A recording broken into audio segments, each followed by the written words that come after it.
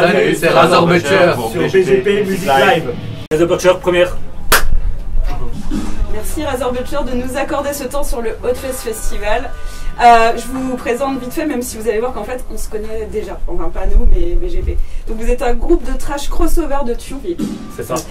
Vous avez un album Slaughter qui est sorti chez nos amis de MNO en 2020 et vous étiez album du mois sur BGP en mai 2020. Donc très clairement, on vous connaît bien.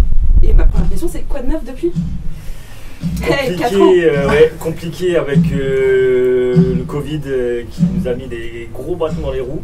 Donc ça a été un peu compliqué cette période-là. On a changé de line-up aussi, un guitariste qui est parti, machin, etc. Donc c'était un peu compliqué. Et là, dernièrement, notre chanteur qui est parti aussi. Ouais. Donc, du coup, merci Ricky. Oui, c'était une de mes questions. Donc enchaînons après avec.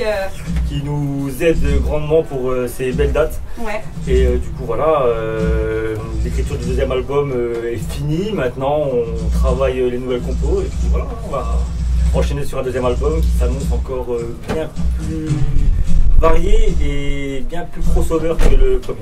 Bah génial, j'ai l'impression qu'on a bossé cette interview ensemble parce que du coup là clairement c'était ma question d'après. Dans votre bio il est indiqué que vous travaillez sur des styles hyper différents et effectivement oui clairement à l'écoute c'est du trash old school mais on a beaucoup de hardcore et aussi pas mal de death. Ouais. Du coup vers quoi vous pensez enchaîner pour me dire voilà on a le côté crossover qui sera encore plus marqué? Alors les influences elles vont être basées sur East West. Ouais. Voilà, c'est pour nous un groupe qui est clé dans ce domaine. Donc voilà, c'est vraiment, on va pas faire du copier-coller, mais voilà, c'est vraiment la touche qu'on a envie d'apporter en plus sur le deuxième album pour qu'il soit un peu plus varié. Ouais. Voilà, un peu moins trash old school, un peu moins de variantes de death. Exactement, ouais. Et que ce soit un peu plus crossover et ça tire légèrement sur le hardcore aussi. Voilà. Ok. Et du coup, vous avez aussi annoncé que votre année 2025, elle était surtout pour l'instant hyper chargée en concert. Est-ce que vous pensez justement commencer à jouer de ces nouveaux morceaux, comment ça prend avec le public? Dès aujourd'hui, vous avez découvert un nouveau morceau qui sortira sur le deuxième album. Voilà, c'est un morceau qu'on a déjà joué deux fois, il me semble, ouais, qui est plutôt bien passé pour le public, donc assez réactif pour le public. Donc voilà, on espère que ça sera même aujourd'hui. Ouais. Du coup, vu que l'interview sortira juste après le Hotfest, est-ce que vous pouvez nous donner quelques dates pour les gens qui voudraient vous découvrir en live dans les mois à venir? Alors là, actuellement, on n'a aucune date de booker parce qu'on veut vraiment être focus sur le deuxième album. Ouais. Comme ça a été compliqué, et puis on va faire des auditions pour trouver un nouveau chanteur. Donc voilà, on ne peut pas s'avancer sur les dates, mais suivez-nous sur les réseaux. Et puis comme ça, vous serez à l'affût des prochaines dates qui seront annoncées. Et puis du coup, vous savez que si vous êtes chanteur, il y a un groupe qui recherche un auteur, vous pourrez participer aux auditions. On a pas mal de groupes qui sont sur la page. On est sur un fest particulier, le Hotfest, que nous on suit depuis le tout début. On n'avait même pas encore de groupe booké. Quelle histoire vous a amené ici? En fait, c'est un pur hasard. On avait un concert sur Metz, dans un petit bar qui était assez cool. Ça va, Julien? Et du coup, Loris était venu nous voir. Et il nous avait découvert sur les réseaux, il était venu nous voir et puis du coup on avait fait notre live. Et à la fin du live, on avait parlé avec lui, on avait échangé. Et il m'avait parlé de ce projet, de faire un fest pour l'autisme, etc. Et qu'on a trouvé la démarche bien parce que ça se fait pas en fait. Non. Ça se fait pas, donc du coup on a dit oui directement. Et quand il nous a proposé cette date, on n'a pas hésité de faire bon. Ouais. Sacrée affiche encore cette année. Oui, en plus, on a la chance de jouer, de partager la scène avec Crazy-X et Buddha Sphincter. Buddha Sphincter, on connaît un peu plus, on a déjà joué 2 fois avec eux.